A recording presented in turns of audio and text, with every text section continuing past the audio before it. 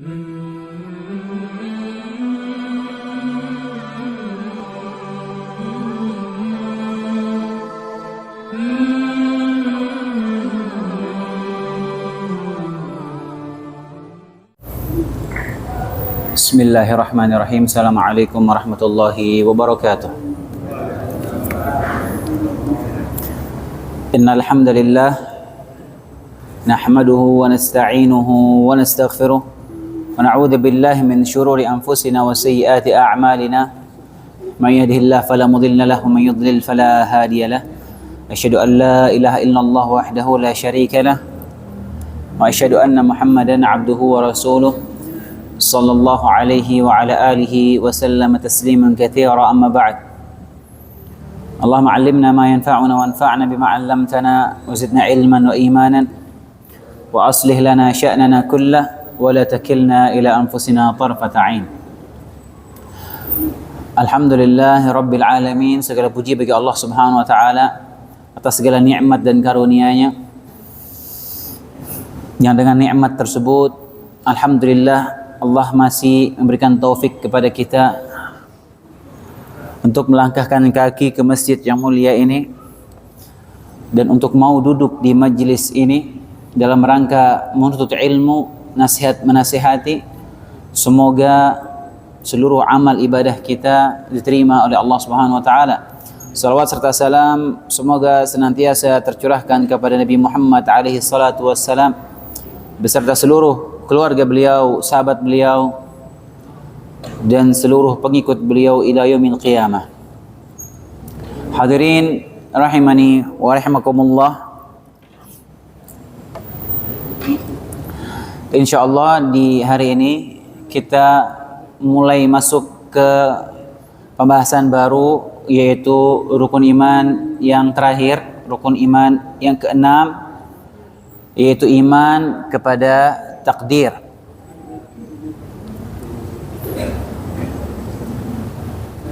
Pembahasan tentang iman kepada takdir ini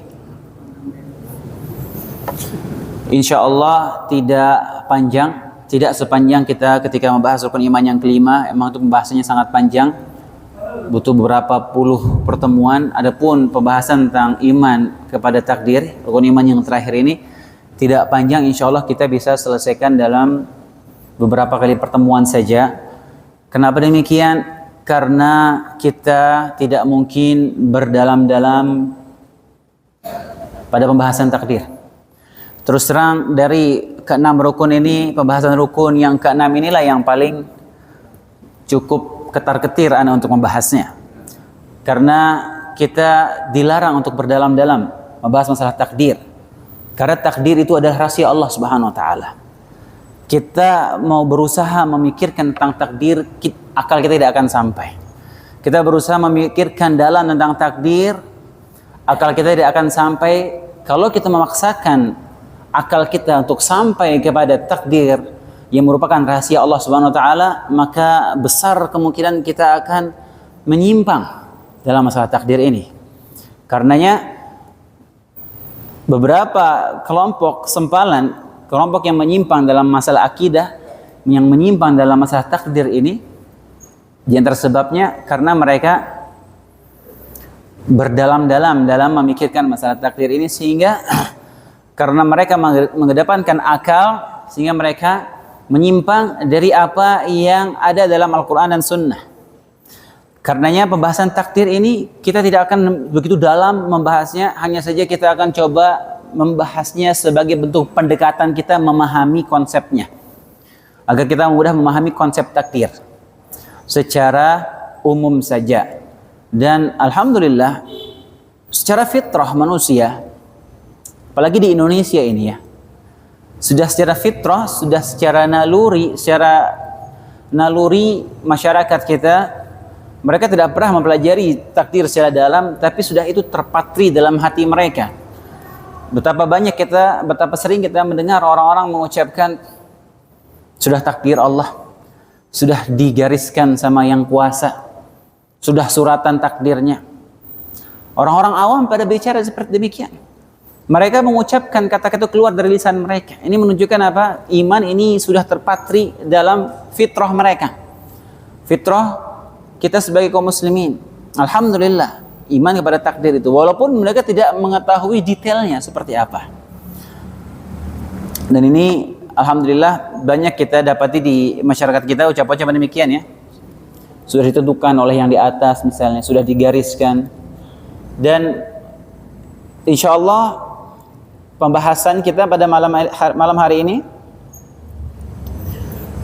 akan membahas tentang rangkaian takdir tersebut. Yang pertama, kembali kita coba sebutkan lagi yang sempat saya sebutkan di awal pembahasan ini tentang rukun iman, bahwasanya rukun iman ini adalah satu rangkaian yang mana semuanya harus diimani secara menyeluruh, tidak boleh diimani secara parsial.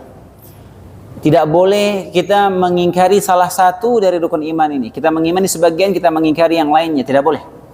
Rukun iman ini harus diimani secara menyeluruh, tidak boleh diketeng. Kalau ada yang mengimani 5 rukun iman, 1 diingkari, maka dia keluar dari Islam. Tidak boleh. Kalau orang mengimani semua, cuma dia tidak mengimani malaikat, maka dia bukan Islam. Ketika dia mengimani kelima rukun iman, yang lain dia menolak takdir, tidak mengimani takdir, maka runtuh semua keimanan yang lain.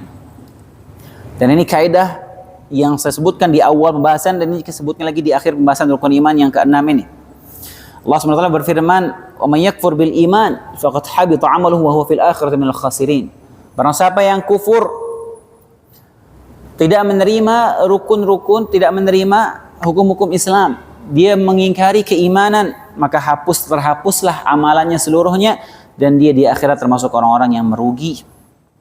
Maka penting bagi kita, wajib bagi kita sebagai seorang muslim untuk mempelajari ke-6 rukun iman ini satu persatu sebagai dasar landasan kita beriman.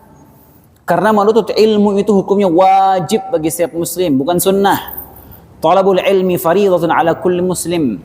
Menuntut ilmu itu hukumnya wajib.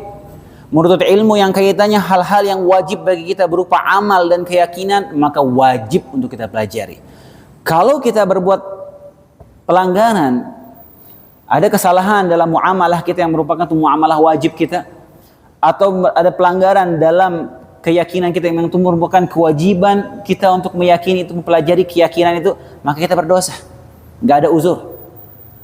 Kita di tempat yang terbuka lebar untuk menuntut ilmu, di masjid-masjid dipelajari, dibuka majelis-majelis ilmu. Di masjid ini dibahas, ada yang bahas fikih, ada yang bahas akidah, ada yang bahas sirah. Dibahas tentang sholat, alhamdulillah, sama guru-guru kita di masjid ini dibuka. Ketika itu ada yang dia berbuat salah, pelanggaran dalam sholatnya, maka dia berdosa. Kenapa dia tidak belajar? Kenapa dia tidak menuntut ilmu? Dia nggak ada uzur. Kejahilannya itu tidak bisa dikasih uzur. Itu dia berpaling dari yang hak. Karenanya perkara seperti ini wajib untuk kita pelajari. Terlebih lagi masalah keimanan kita. Alhamdulillah kita sudah membahas cukup rinci terkait rukun iman, dan alhamdulillah kita sampai di rukun iman yang terakhir. Hadirin dan hadirat rahimani rahimakumullah, ketika kita berbicara tentang takdir, ya, ayat-ayat Al-Qur'an yang berbicara tentang iman dan takdir itu sangat banyak. Banyak Allah singgung masalah takdir ini. Di antaranya firman Allah Subhanahu wa taala, "Wa kullu syai'in ahsaynahu fi kitabim mubin." Segala sesuatu telah kami kumpulkan dalam kitab induk yang nyata. Kitab induk di sini yang dimaksud Lauhil Mahfuz. Allah sebutkan segala sesuatu sudah Allah kumpulkan di sana. Segala sesuatu yang terjadi dan akan terjadi di yaumil qiyamah nanti, semua sudah Allah kumpulkan di Lauhil Mahfuz. Kemudian juga firman Allah Subhanahu wa taala, "Inna kulla syai'in khalaqnahu biqadar."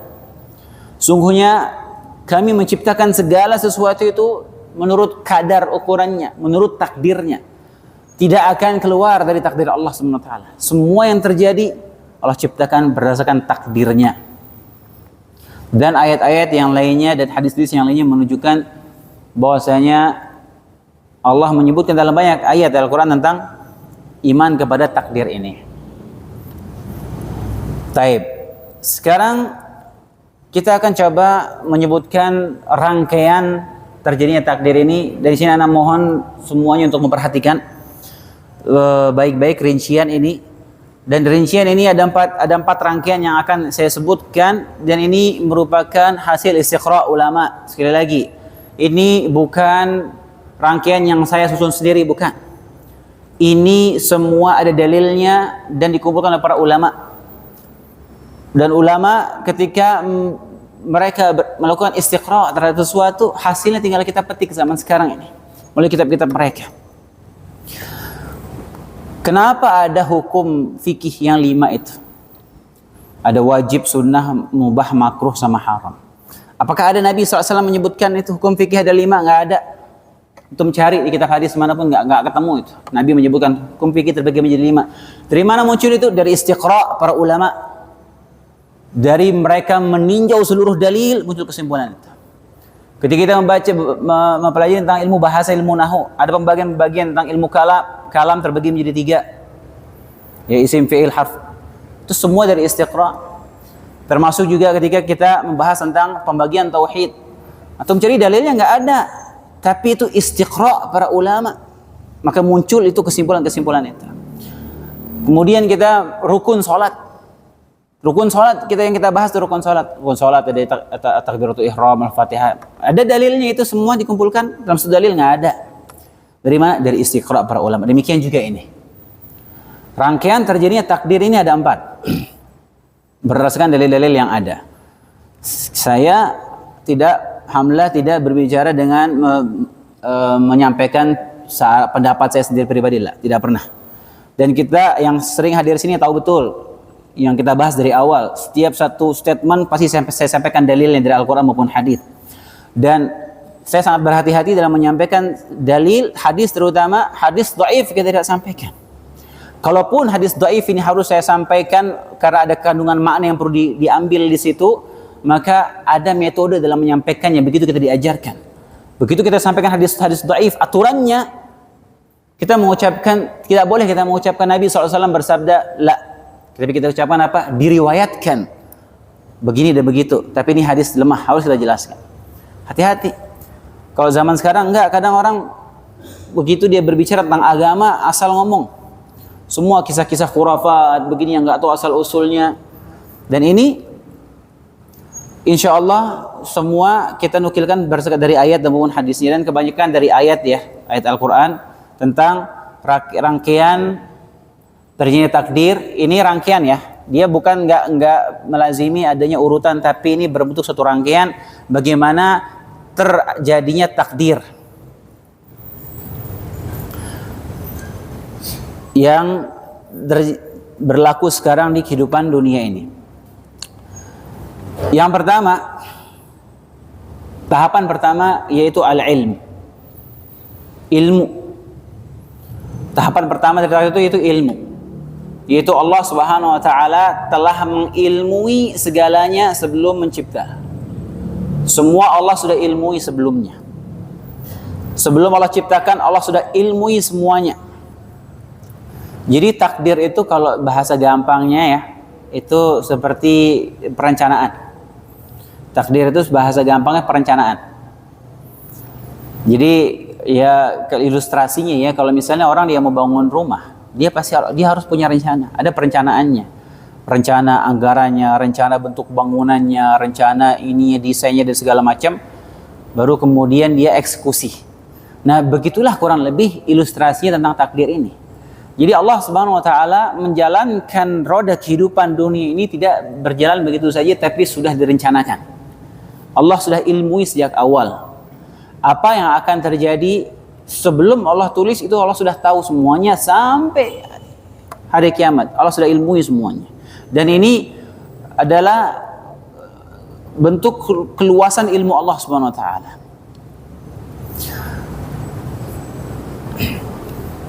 Taib. Kemudian ilmu Allah ini ya disebutkan dengan ilmu Allah as-sabiq, ilmu Allah yang mendahului. Jadi dalil yang banyak di dalam Al-Quran kita tahu ya, bahwasanya ilmu Allah itu sangat luas. Makanya sering kita dengar dalam ayat itu, innallaha ala kulli syai'in alim. bikulli syai'in alim. Allah mengetahui segala sesuatu. Wallahu bikulli syai'in alim. Allah mengetahui segala sesuatu.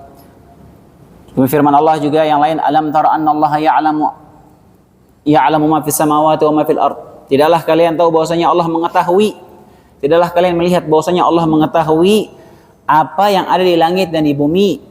Ma yakunu min najwa thalathatin illa huwa rabi'uhum. Tidak ada 3 orang pembicaraan di antara 3 orang, pembicaraan rahasia antara 3 orang kecuali Allah yang keempatnya. Allah tahu. Wala arba'at wala rab illa huwa rabi'uhum wala khamsatin illa huwa sadisuhum. Tidak ada pembicaraan rahasia antara 5 orang kecuali Allah yang keenamnya. Wala adna min dzalika wala aktsara illa huwa ma'ahum aina ma kanu. Tidak lebih dari itu atau kurang dari itu kecuali Allah bersama mereka. Tsumma yunabbihum bima 'amilu yaumal qiyamah innallaha bikulli syai'in alim. Semua kemudian mereka akan diberitahukan tentang apa yang telah mereka lakukan nanti di hari kiamat. Sungguhnya Allah mengetahui segala sesuatu. Dalam ayat lain Allah berfirman, Rabbana wasi'ta kulla syai'in rahmatan wa ilma. Dalam surat Ghafir, malaikat pemikul arsy Allah mengucapkan, ya Allah, sungguh ilmumu dan rahmatmu meliputi segala sesuatu. Dalam ayat lain Allah berfirman, ya'lamu kha'inatal a'yuni wa ma tukhfis sudur. Allah mengetahui pengkhianatan mata manusia, lirikan mata, pengkhianatan mata manusia, dan apa yang disembunyikan dalam dada manusia Allah tahu semuanya. Tidak ada satupun yang tersembunyi dari Allah Subhanahu wa taala. Itulah bentuk keluasan ilmu Allah. Dari awal start sampai akhir semuanya Allah tahu. Karenanya dirangkum lagi cakupan ilmu Allah Subhanahu wa taala ada 4. Cakupan ilmu Allah Subhanahu wa taala menunjukkan bagaimana detailnya ilmu Allah Subhanahu wa taala. Ya, di antara ayat juga mendukungnya yang menunjukkan detailnya ilmu Allah Subhanahu wa taala, wa ma tasqutu min waraqatin illa ya'lamuha. Tidak ada satu daun pun yang jatuh di muka bumi ini, maupun di kedalaman hutan, kecuali Allah tahu daun itu jatuh. Wala habbatin fi dhulumatil ard. Tidak juga ada sebutir biji dalam kegelapan bumi, ada sebutir biji dalam kegelapan bumi. Wala radbin wala yabisin, tidak ada yang kering maupun yang basah, kecuali Allah tahu semuanya. Illa fi kitabim mubin, semua sudah tercatat di Lauhil Mahfuz, semuanya. Jadi kita kerucutkan lagi ilmu Allah Subhanahu wa taala ini, kalau kita mau rincikan ada 4, yaitu ilmu Allah Subhanahu wa taala mengetahui yang telah terjadi, Allah mengetahui yang sedang terjadi, kemudian Allah mengetahui yang akan terjadi, kemudian yang keempat Allah mengetahui yang tidak terjadi, yang enggak jadi terjadi, dan kalaupun terjadi Allah tahu apa yang akan terjadi. Jadi ada sesuatu yang nggak jadi nih, nggak terjadi, nggak jadi. Tapi kalaupun itu terjadi, Allah tahu apa yang akan terjadi. Ini Allah sebutkan, walau ruddu la'adu limanuhu anhu wa innahum lakadzibun. Sebutkan bagaimana orang-orang yang dia menyesal dia meminta dikembalikan ke dunia. Kata Allah Subhanahu wa taala, walau ruddu la'adu limanuhu anhu wa innahum lakadzibun. Dia nggak mungkin dikembalikan ke dunia. Tapi kalaupun seandainya mereka dikembalikan ke dunia, kata Allah apa, walau ruddu, kalau seandainya mereka dikembalikan, mereka pasti akan kembali melakukan pelanggaran.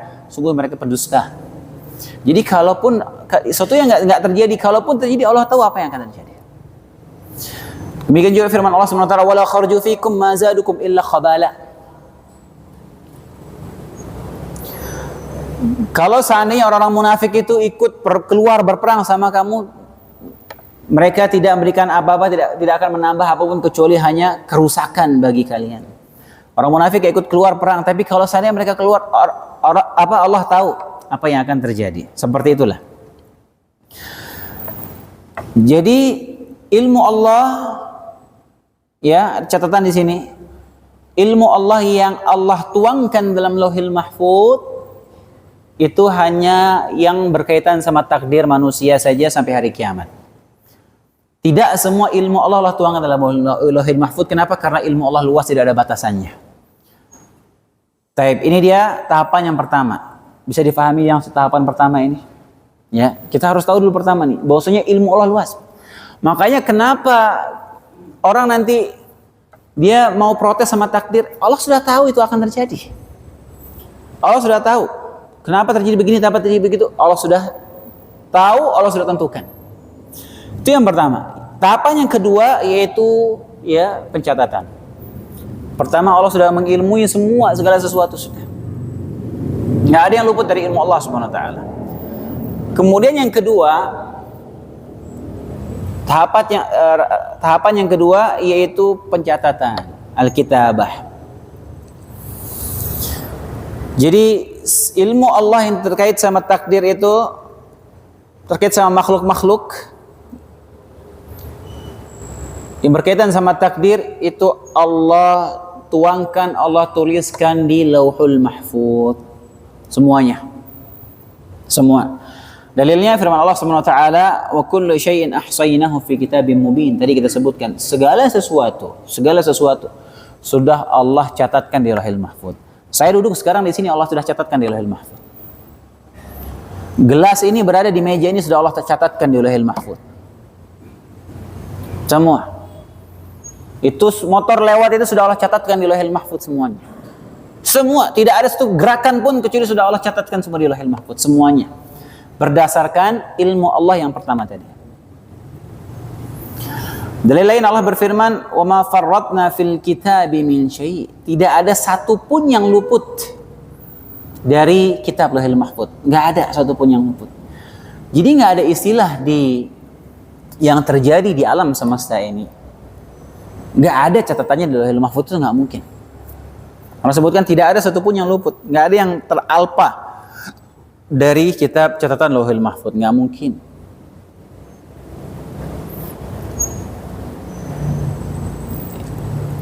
Kemudian firman Allah Subhanahu wa taala, "Wa ma asaba min musibatin fil ardi wala fi anfusikum illa fi kitabin min qabli an nabra'aha inna dzalika 'ala Allah yasir." Dalam surat Al-Hadid.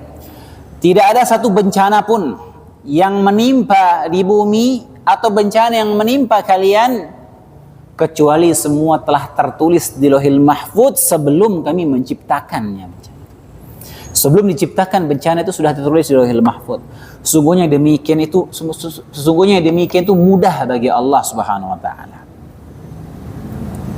Dalam hadis Nabi SAW bersabda, "Kataballahu maqadiral khalaiq qabla an yakhluqa as-samawati wal ard bi 50,000 sanah." Ini mungkin sudah sering dengar hadisnya. Allah Subhanahu wa taala telah mencatat takdir seluruh makhluk semuanya 50.000 tahun sebelum diciptakan langit dan bumi. Jadi pencatatan kejadian di seluruh makhluk, pencatatan kejadian takdir ini yang Allah catatkan di Lauhul Mahfuz itu tercatat 50.000 tahun sebelum Allah menciptakan langit dan bumi. Semua sudah Allah buat skenarionya. Tercatat semuanya. Nggak akan ada yang luput. Dalam hadis lain juga Nabi SAW bersabda, "Inna awwala ma khalaqallahu al-qalam." Ini hadis sahih riwayat Abu Dawud, yang tadi riwayat Muslim. Sungguhnya yang pertama kali Allah ciptakan itu adalah pena. Faqala lahu uktub. Allah berkata kepada pena, tulislah. Pena berkata, "Wa madza aktub?" Apa yang aku tulis ya Allah? Allah berkata, "Uktub maqadira kulli syai'in hatta taqum as-sa'ah." Catat, tulis semua takdir yang akan terjadi sampai datangnya hari kiamat. Semua. Taib. Perhatikan hadis ini. Allah memerintahkan pena mencatat semua yang akan terjadi sampai hari kiamat. Dari sejak awal diciptakan pena itu. Artinya apa di sini hadirin? Artinya semua yang terjadi sebelum diciptakannya pena, dari sebelum diciptakannya pena itu sampai ke zaman azali. Kemudian dari hari kiamat sampai hari kiamat, pena mencatat sampai hari kiamat, artinya sampai orang-orang sudah masuk surga, masuk neraka, sudah. Apa yang setelah itu yang terjadi di surga sampai tidak ada ujungnya selamanya, itu juga tidak masuk dalam pencatatan di Lauhul Mahfuz. Bisa dipahami di sini? Paham insyaallah? Karena Allah merintahkan mencatatnya sampai hari kiamat saja, artinya sampai manusia sudah selesai fase-fase hari kiamat, semua masuk surga, masuk neraka, sampai situ. Jadi sebelum pena diciptakan, karena yang pertama kali diciptakan pena, itu dari sebelumnya zaman azali itu tidak masuk dalam catatan Lauhul Mahfuz. Karena yang dicatat hanya maqadirul khalaiq, takdir makhluk semuanya sampai hari kiamat. Itu yang tercatatkan. Taib.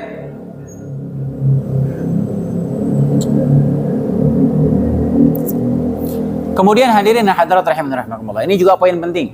Di tahapan kedua ini harus kita yakini, ya. Jadi kan kita pertama Allah mengilmui sudah. Semua Allah mengilmui apa yang akan terjadi. Kemudian ilmu Allah tentang apa yang akan terjadi terkait sama makhluknya ini di alam semesta ini Allah tuangkan dalam Lauhil Mahfuz. Allah tuangkan dalam Lauhil Mahfuz 50.000 tahun sebelum menciptakan langit dan bumi. Kemudian apa yang ada di Lauhil Mahfuz itu tidak akan bisa berubah. Tidak akan pernah berubah selamanya. Karena Nabi SAW bersabda, rufi'atil aqlam wa jaffatis suhuf. Pena sudah diangkat dan lembaran sudah kering. Jadi nggak akan ada perubahan. Yang tertulis Lauhil Mahfuz sudah seperti itu berdasarkan keilmuan ilmu Allah SWT sudah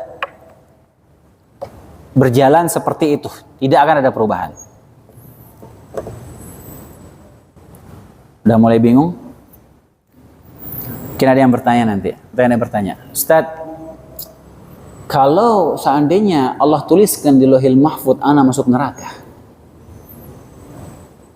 ngapain ana beramal? Kalau di Lauhil Mahfuz ternyata sudah Allah takdirkan ana masuk neraka, buat apa ana beramal, sholat, puasa, buat apa? Apa jawaban? Syubhat-syubhat ini, hati-hati. Karena yang bertanya begitu. Dan subhanallah ya, ada yang bertanya seperti ini. Dan pertanyaan ini pernah ditanyakan kepada Nabi Muhammad SAW. Sahabat pernah bertanya pertanyaan seperti ini. Wahai Rasulullah, apakah kita sudah ditentukan masuk surga atau masuk nerakanya? Kata Nabi SAW, oh iya, itu saja. Kata sahabat, fafimal amal. Kalau gitu buat apa kita beramal? Kata Nabi SAW, i'malu fakul muyassarun lima khuliqalahu. Beramallah kalian, semua akan dimudahkan tergantung apa yang diciptakan untuk dia. Semua akan dimudahkan. Kita nggak boleh berkata demikian. Loh, kalau saya sudah masuk neraka buat apa saya sholat? Masalahnya ente tahu nggak? Ente nengok nggak Lauhul Mahfuz itu di mana? Kalau antum sudah lihat, cari nama ana nih, fulan. Neraka ujungnya. Nah, nggak apa-apa. Nggak apa-apa, ente nggak usah beramal kalau kayak begitu. Masalah kita nggak tahu. Rahasia Allah, takdir Allah. Nabi SAW, Allah merintahkan kita beramal. Nabi SAW kita beramal, semua akan dimudahkan sesuai tracknya lagi nanti insya Allah Ta'ala. Kalau kita sudah berusaha beramal, ikhlas lillahi Ta'ala, dan kita berusaha istiqamah, maka jangan kita suuzon sama Allah. Kita sudah berusaha istiqamah, insya Allah yakin Allah wafatkan kita di atas Islam. Yakin. Makanya jangan cari-cari perkara, jangan cari-cari penyakit, jangan cari-cari syubhat. Sudah lagi istiqomah, alhamdulillah iman lagi bagus-bagusnya, nonton video orang ateis ceramah. Atau nonton video agama lain ceramah. Cari-cari dia, coba-coba deh. Coba lihat dalilnya orang ateis apa sih, cari-cari ini misalnya. Kena syubhat akhirnya dia. Bahaya. Makanya hati-hati. Makanya para ulama dari dulu tuh melarang duduk di majelisnya orang yang membawa syubhat. Jangan duduk. Dia masih muslim loh, cuma dia banyak syubhat pemikirannya, jangan usah duduk, jangan usah dengerin. Begitu. Kita lihat di buku kitab-kitab para salafus saleh semua mengucapkan demikian. Apalagi mau dengerin orang-orang syubhatnya orang-orang ateis, kecuali kalau dia sudah punya ilmu yang kuat, dia mau membantah argumen, nggak apa-apa. Tapi kalau iseng-iseng jangan, hati-hati. Ya, dan berusaha istiqamah dan berusaha ikhlas. Beramal, insya Allah kita wafatnya husnul khatimah. Makanya wa'iyadzubillah ya, disebutkan di antara faktor yang menjadikan orang itu bisa su'ul khatimah di akhir hayatnya, itu karena dia tidak ikhlas dalam beramal. Tidak ikhlas. Na'udzubillah. Maka kita juga disuruh banyak-banyak berdoa supaya diwafatkan di atas Islam. Jadi seperti itu ya. Kita nggak tahu takdir Allah Subhanahu Wa Taala. Makanya kita cuma disuruh beramal. Semua akan dimudahkan sesuai jalurnya nanti. Kemudian tahapan yang ketiga yaitu masyiah, kehendak. Tahapan yang ketiga dan keempat ini ya bisa dikatakan ya istilahnya itu Allah sudah mulai mengeksekusi takdir tersebut. Sudah mulai dieksekusi tahapan yang ketiga ini. Ya, masyiah ini maksudnya kehendak Allah Subhanahu wa taala. Setelah kita tahu dua tahapan yang pertama tadi, harus kita yakini berikut yang ketiga ini tentang masyiah ini ya bahwasanya segala sesuatu yang Allah ciptakan, segala sesuatu yang terjadi dari yang Allah ilmui kemudian yang Allah tuliskan itu semua yang terjadi dan yang akan Allah ciptakan semuanya di bawah kehendak Allah Subhanahu wa taala. Baik itu perkara yang baik maupun yang buruk itu terjadi atas kehendak Allah Subhanahu wa taala. Harus kita yakini itu. Tidak ada satupun yang terjadi di muka bumi ini dalam rangkaian takdir itu, nggak ada satupun yang keluar dari kehendak Allah Subhanahu wa taala, nggak mungkin. Tidak mungkin. Baik itu perkara yang baik maupun yang buruk semua sudah Allah kehendaki. Tapi mungkin ada yang bertanya, Ustaz, masa Allah menghendaki keburukan? Apakah Allah menghendaki terjadi keburukan? Apa jawabannya? Jawabannya apa? Jawabannya iya. Allah menghendaki keburukan itu terjadi. Karenanya ulama menyebutkan iradah atau masyiah itu, masyiah Allah terbagi menjadi dua. Iradah. Ada yang menyebutkan iradah, ada pembagian iradah li dzatihi sama iradah li ghairihi. Ada iradah atau iradah kauniyah sama iradah syar'iyyah. Kita bahasanya iradah al-muradu li dzatihi. Ada sesuatu yang Allah kehendaki karena emang langsung Allah menghendaki zatnya itu. Allah menghendaki sesuatu itu terjadi, Allah kehendaki, dan ini perkara-perkara yang baik. Nah, kalau yang pertama ini gampang kita pahami. Emang perkara baik pasti Allah kehendaki. Nah Allah Subhanahu wa taala diutusnya Nabi Muhammad SAW, jelas kehendak Allah Subhanahu wa taala. Diciptakannya surga, jelas itu kehendak Allah Subhanahu wa taala. Perkara-perkara yang baik. Itu iradah al-muradu li dzatihi, yang Allah kehendaki, zatnya langsung Allah kehendaki. Yang kedua, ada al-muradu li ghairihi. Ada sesuatu yang Allah kehendaki, bukan Allah kehendaki langsung sesuatu itu, tapi ada sesuatu kebaikan yang Allah kehendaki di balik itu. Sesuatu ini bukan Allah menghendaki sesuatu itu terjadi, tapi Allah menghendaki sesuatu yang terjadi di balik itu. Ada kebaikan di balik itu yang Allah kehendaki. Kalau kita lihat dari zahirnya, maka kelihatan itu sesuatu buruk. Tapi di balik itu ada kebaikan-kebaikan yang Allah inginkan terjadi. Makanya Allah menghendaki sesuatu yang nampaknya itu buruk terjadi karena Allah menghendaki suatu kebaikan di belakangnya. Nah, masyiah yang kedua ini banyak yang sulit difahami sebagian orang, sehingga apa? Muncullah sempalan-sempalan dalam masalah takdir ini. Karena mereka nggak terima kenapa Allah menghendaki keburukan, nggak masuk di logika mereka. Sehingga mereka menolak adanya Allah menghendaki suatu keburukan. Jadi Allah menghendaki terjadi keburukan itu bukan Allah menghendaki keburukan zatnya itu bukan, tapi Allah menghendaki suatu kebaikan di balik hal tersebut. Logika sederhana. Seorang dokter mengamputasi kaki pasiennya. Maka ini jelas suatu keburukan. Diamputasi kaki, dipotong kaki seorang, ini jelas suatu keburukan, gak ada yang menghendaki itu. Tapi dikehendaki oleh dokter, dia terpaksa melakukan. Kenapa? Karena ada sesuatu yang dia harapkan di balik dipotongnya kaki itu. Ada sesuatu yang diinginkan. Dia tidak ingin si pasien ini meninggal kalau kaki nggak dipotong. Dia tidak ingin penyakit itu menyebar ke seluruh badannya kalau ini kakinya nggak dipotong. Dia menginginkan keselamatan bagi pasiennya, terpaksa dia harus potong kakinya. Dia melakukan keburukan itu, sesuatu yang akhirnya buruk demi kebaikan yang lebih besar. Itu logika sederhana. Kaki diamputasi keburukan, tapi ditinjau dari hikmahnya, sesuatu yang terjadi setelahnya, maka itu adalah kebaikan. Itulah kebaikan. Zahirnya kita lihat ini buruk, tapi ada kebaikan-kebaikan setelah itu. Contoh sederhana Allah sebutkan tentang hikmahnya keburukan terjadi. Zaharal fasadu fil barri wal bahri bima kasabat aydin nas.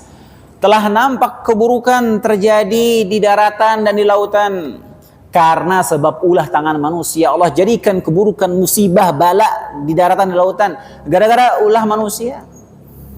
Allah kehendaki keburukan. Oh iya, Allah kehendaki itu keburukan terjadi di daratan dan di lautan. Apa tujuannya, hikmahnya apa? Liyudhiqahum ba'dalladzi 'amilu la'allahum yarji'un. Agar mereka manusia yang berbuat kesalahan itu merasakan akibat ulah perbuatan tangan mereka sendiri dan agar mereka kembali kepada Allah Subhanahu wa taala. Coba antum perhatikan orang kalau kena musibah, oh luar biasa, zikirnya enggak berhenti zikirnya. Orang kalau kena masalah, oh jam 3 malam dari sop depan dia nunggu. Salat malam nangis dia salat malam. Tak ampun, berdoa dengan khusyuk yang tidak pernah dia khusyuk seperti itu. Ketika dia beribadah, ketika dia berdoa kepada Allah. Kapan dia seperti itu? Ketika Allah timpakan musibah kepada dia. Dekat dia sama Allah Subhanahu wa taala. Orang satu daerah, satu kota kena musibah, kasih gempa, oh luar biasa sudah. Berzikir semua kepada Allah, ya Allah istighfar, mereka bertakbir, kembali semua kepada Allah. Yang enggak pernah salat, bisa kena musibah. Hikmah Allah inginkan supaya dia kembali kepada Allah. Ini contoh sederhana Allah berikan contohnya. Kemudian jadi itu ya. Allah keburukan Allah kehendaki, ya Allah kehendaki itu keburukan terjadi. Karena nggak mungkin itu keburukan terjadi di muka bumi ini di luar kehendak Allah, tidak mungkin karena semua sudah Allah takdirkan. Tadi kita sebutkan di 2 fase yang pertama. Tapi mungkin ada yang bertanya, Ustaz, masa Allah menghendaki adanya iblis? Iblis puncaknya keburukan. Adanya iblis itu atas kehendak Allah atau bukan? Jawabannya iya. Loh kenapa Allah ciptakan iblis, Ustaz? Kalau nggak ada iblis enak. Kalau nggak ada iblis antum nggak perlu sholat. Kalau nggak ada iblis kita masih di surga mungkin sekarang. Kalau nggak ada iblis itu sudah seleha-leha sekarang nih. Nggak ada kerusakan, nggak ada kekufuran, nggak ada maksiat. Kalau nggak ada iblis, semua kerusakan ulahnya iblis nih. Allah menghendaki adanya iblis, ya Allah menghendaki adanya iblis. Hikmahnya apa? Oh banyak sekali hikmahnya. Kita nggak bisa sebutkan semuanya. Hikmah adanya iblis. Dengan adanya iblis, ya Allah berikan ujian kepada manusia. Dengan adanya iblis, akan nampak manusia-manusia yang rela berjihad di jalan Allah Subhanahu wa taala. Adanya manusia yang rela mengorbankan hartanya dan jiwanya untuk menegakkan kalimat Allah Subhanahu wa taala. Enggak ada jihad fisabilillah kalau enggak ada iblis. Kalau enggak ada iblis, enggak ada orang yang berbuat maksiat sehingga enggak ada yang bersimpuh bertaubat minta ampun kepada Allah Subhanahu wa taala.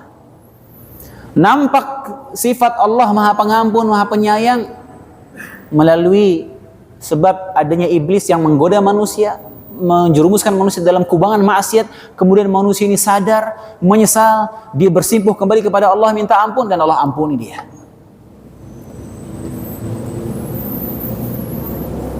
Karena adanya iblis, ya maka Allah turunkan para nabi, Allah turunkan kitab suci, dan berbagai macam yang lain. Banyak sekali hikmahnya. Ya, iblis itu Allah kehendaki adanya iblis karena ada kebaikan-kebaikan yang Allah kehendaki, kebaikan-kebaikan yang Allah kehendaki di belakangnya.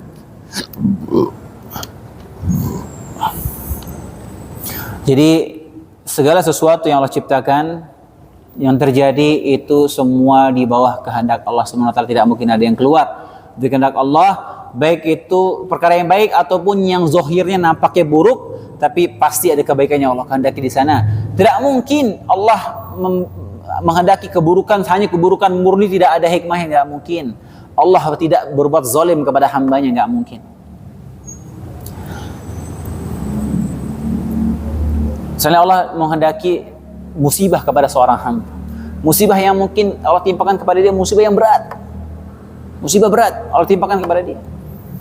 Iya, Allah kehendaki dia timpa musibah itu karena ada kebaikan yang Allah inginkan bagi dia. Allah menginginkan dosa-dosa dihapus, Allah menginginkan ini orang derajatnya di surga tinggi, maka Allah berikan musibah kepada dia. Inilah yang kita sebut dengan hikmah Allah Subhanahu wa taala. Karenanya Nabi SAW bersabda, "Wasyarru laisa ilaika." Keburukan bukan kembali kepadamu ya Allah. Enggak ada keburukan yang kembali kepada Allah. Kalau zahir itu keburukan, pasti ada kebaikan yang Allah kehendaki di belakangnya. Itulah yang kita sebut kalau bahasa gampangnya apa? Bahasa kita hikmah. Ada hikmah. Jadi hikmah Allah itu ada, terkadang nampak, terkadang nggak nampak, kita nggak tahu. Kalau hikmah Allah dari segala sesuatu yang Allah perintahkan, atau musibah, atau apapun, hikmahnya nampak, alhamdulillah. Tapi kalau nggak nampak, kita nggak tahu hikmahnya, maka jangan kita bertanya-tanya di situ. Jangan kita nanya, kenapa Allah lakukan begini? Kenapa Allah menghendaki demikian? Kenapa Allah lakukan ini? Kenapa Allah takdirkan ini kepada saya? Dia tidak tahu hikmahnya. Makanya Allah menyebutkan la yus'alu amma yaf'alu hum yus'alun. Jangan Allah ditanya apa yang Allah kerjakan, dia manusia yang akan ditanya oleh Allah Subhanahu wa taala nanti. Itulah yang kita sebut dengan hikmah. Taib. Oh, udah 1 menit lagi ya. Taib. Yang tahapan keempat mungkin kita tunda ke pertemuan berikutnya ya, karena ada pembahasan penting juga terkait dengan masyiah ini, penting sekali ya, supaya kita ada gambaran tasawur tentang takdir ini secara umum. Karena kalau enggak, kadang nanti pikiran kita ini liar, akhirnya apa? Khawatir kita terjerumus dalam penyimpangan dalam masalah takdir ini. Demikian mungkin yang bisa saya sampaikan di pertemuan malam hari ini. Kurang lebihnya saya mohon maaf. Insyaallah kita lanjutkan pada pertemuan berikutnya. Kita tutup dengan doa kafaratul majlis. Subhanakallahumma bihamdik, asyhadu an la ilaha illa anta, astaghfiruka wa atubu ilaik. Assalamualaikum warahmatullahi wabarakatuh.